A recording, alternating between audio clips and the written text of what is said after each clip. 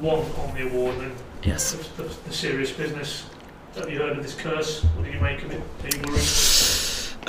I'm happy. I'm happy that we have to handle it because first thing is, I got the feeling we had to fight against so many odds and so many rules in the season, and we always proved we were able to break several odds and several rules.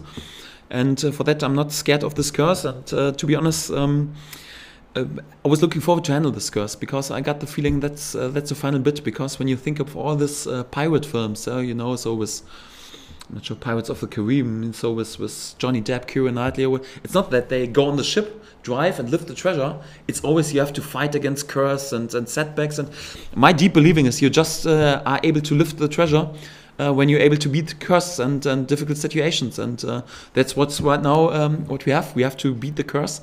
And yeah, we're thankful that we have it. As you more down as an Indiana Jones man. That's right, that's right.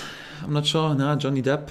He's cool, so no chance probably. But yeah, so all the great victories in the histories, at least in Hollywood, were after beating some curses. And yeah, we're trying to do something extraordinary as well.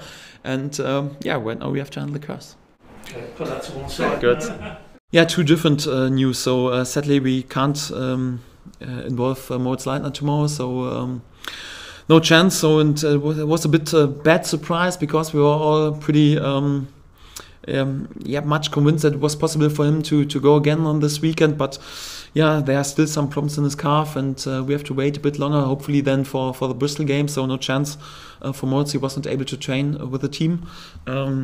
On the other hand, some good news with Onan Hernandez. So we expected him not to be back for this weekend, but he is. So he was able to train with us in the last 2 days, and for that he's available for tomorrow. So good and bad news altogether, and that's like it is. So without Moritz, but thank God Onan is back.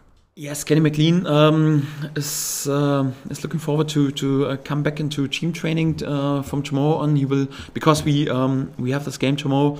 He will train with the under 23, and if everything works, perhaps he can even be involved during the next week in the under 23 game against Wolfsburg. So we're looking forward to have him back in team training. So he's pretty close. And yeah, Louis Thompson is doing some running stuff out on the pitch, and also was allowed to have some technical exercises, but he will need a few more weeks till his shoulder is ready to go again in the duels and the competitions. But some good news with both of them. You analyze the games, it's not like they lose the games with an unbelievable big goal difference or whatever. It's more like you really got the feeling in the beginning of the season they earned so many points and were in a really good position. And anyway, they were not able to use several of their big chances. So, for example, when you analyze even their game against Villa or really like top sides, they missed an unbelievable amount of chances, and that's the reason they were not able to win this game. So we are pretty respectful, and it's what pretty often happens. So when you end such a series with a run of games where you were not able to win this game, so it's pretty often then you do it in a situation where no one expects this, and it's the other way around. When you're on a decent run like we were, several games unbeaten, then sometimes you get a loss in a game when no one expects this. So because that's how football works, and for that it will be a pretty difficult game tomorrow, and we have to be really awake and pretty respectful, and that's what we're trying to do. They felt a bit pressure in the recent home games, and perhaps that was the reason they missed several chances. But I think when you are there with an away game at the league leader, it's more like, okay, you can go into this game and say, okay, listen, if it's possible anyhow for us to get a draw, it's brilliant.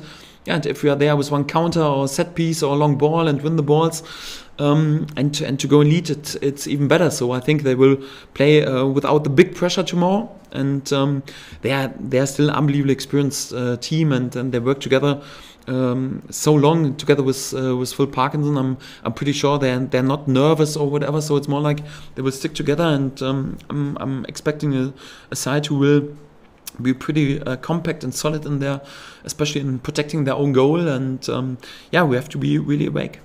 I got the feeling the first 45 minutes against Bolton was probably our best 45 minutes in the whole season. We played some fantastic stuff of football, but we were anyhow not effective enough in using our chances, and that's what we added a lot in the recent weeks, that we added many goals. And also in the second half we were a bit frustrated because we were not able to score in the first half, and we were not able to play further on in the second half on this level. And I got the feeling in the recent weeks it was more like when there were some setbacks, we were even able to go in the next highest gear and to improve even our level of performances and to turn the games. And that shows a lot how we developed over the recent weeks and the recent months. And hopefully we can show this improve developing and improve situation also tomorrow. But exactly, so I think patience is a big word for tomorrow as well. Final one from me. So many positives from what your players are producing, and obviously we laughed about the award, but it does underline how well you were doing as well. I did ask you about this after the game Saturday. Another goal, although you did feel it was offside, but another goal very similar to Swansea, where maybe from a set piece, not quite alert enough, rebound comes out. There might be one or two looking at your keeper and thinking you can do better in those situations. Is that a little bit unfair, or would you want more from your keeper in those type of situations? No, first of all, we have to say that we are really pleased with Tim's performances. So we were there with many clean sheets, and he was there with some outstanding performance. I think he had a bit rusty start into the season, but totally understandable because he was out for many months, or you could say even years till he played on a regular basis. I think a bit rusty start was quite normal. Then he added several really good and high class performances, and was also in some games quite important that we were there with a clean sheet and with some wins, especially in the away games.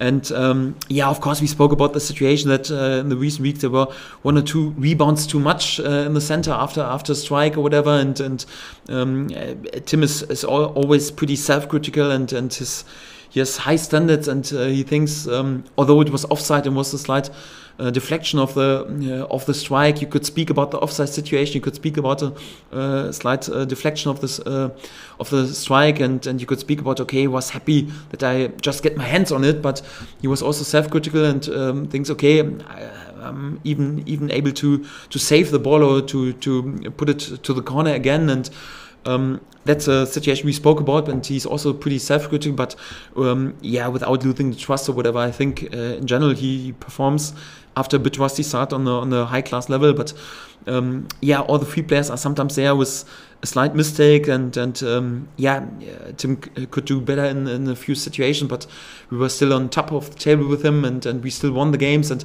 I prefer to have a free player, or sometimes even a goalkeeper not with a perfect performance, and we win the games, and then we can speak about the mistakes or perhaps what we can do better. It helps with the mood and the atmosphere, and I'm pretty sure that Tim will be there in the next weeks again with pretty good performances, because he's full of ability.